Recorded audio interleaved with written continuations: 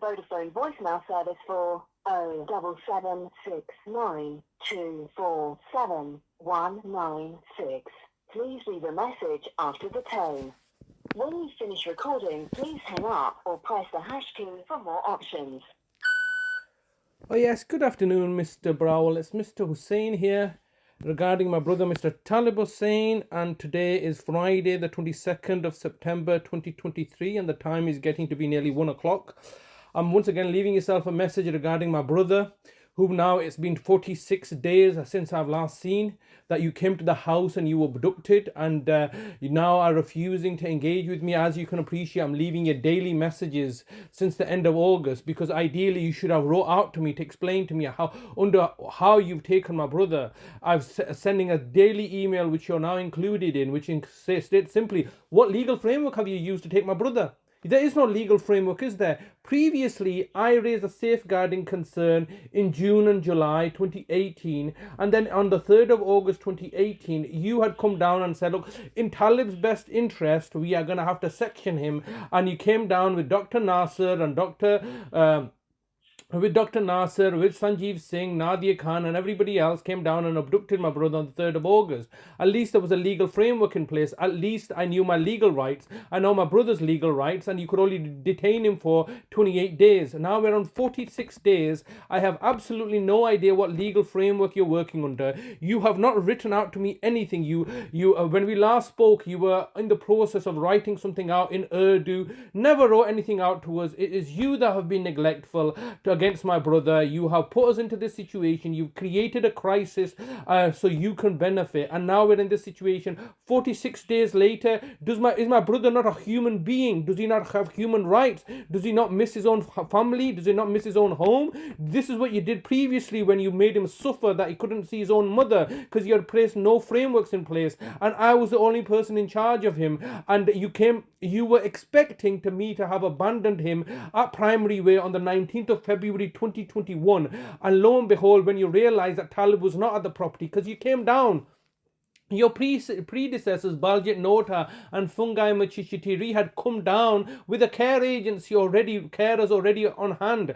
And when I told them, look, he's not here, then you were flabbergasted to know what to do next. So that was on Friday, the 19th of February. By the 22nd, or by Monday or Tuesday, you were running out all the way to Oldham to try to capture my brother, saying, oh, we're acting in his best interest. You've accumulated substantial funds of my brother. You're depriving him of his basic human rights. It's a clear deprivation of liberty. You are not providing me with access to my own brother. I mean, this is simply ridiculous. Even when I was in prison, convicted of stealing money from my own mother and brother, my mother would come to visit me in prison. There's a certain basic human rights. You cannot deny people access to their family. You know this. You deliberately know this, and you're deliberately trying to antagonize me. 46 days later, what did you think I was going to do? Do you think I was going to act stupid and do something stupid when you had done expected the same thing of me when you had abducted my mother? All right.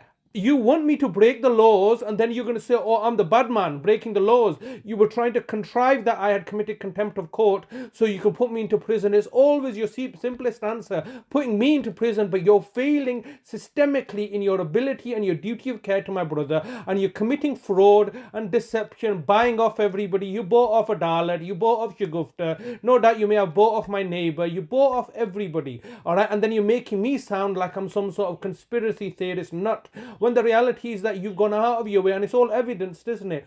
I've got telephone recordings of Vicina Brown looking to sabotage my relationship with Dr. Fareed in Oldham, Greenbank. Do you know what Shazad's done? He's gone to prison, he's done this, he's done that, always bad-mouthing me, degrading my character, and so therefore you can get an advantage. You've done the same with the DWP several times, trying to undermine my ability to provide care. These are all your strivances. I'm not doing anything. I'm simply doing my job, caring for my brother. All of these strivances are you, the local authority, trying to get out of your legal duty of care. You know my brother's out on a section 117. There's unlimited amount that I can charge you, and I charge you £1 million a week. All this shenanigans that you're pulling off by colluding with everybody else, all your partners and associates as the local authority, no doubt in government as well, trying to ensure that your rights, your privileges are protected, whilst at the same time looking to make a mockery of the very laws that you're asking us and everybody else to abide by. What law have you taken my brother under? You can't say it's neglect when when my brother sat in the car. He had a care package in place. I was taking weekly to swimming. I was dealing with his incontinence. I was dealing with all his basic needs. Now you want to come and be in charge when you're so incompetent that you murdered my previous family members, and now you want to be in charge. Why? Who puts you in charge? You go look after somebody who doesn't have a guardian like myself protecting and safeguarding my vulnerable family members. No. You want to pick upon those people that are fully protected, the weak and the vulnerable people that really need your help and assistance. You want to ignore them because this is ultimately an enterprise to murder people. You want people to die in the care, and then you come along and say, oh, we are just simply doing our jobs. We are simply doing what we've been mandated to. This is simply ridiculous, Mr. Browell. 46 days later, and I have no idea when my brother is alive or dead. 15 seconds recording time remaining. 46 days later, I have no idea whether my brother's alive or dead. You've done what you've done is quite clearly criminal. All of you are criminals, and you will be brought to account. What do you think was going to happen? What do you think I was going to get remanded in police custody? That's what you wanted me to do, didn't you? You wanted me to act aggressively, Mr. Browell. This is not acceptable. Your recording time has expired. To leave your message sent.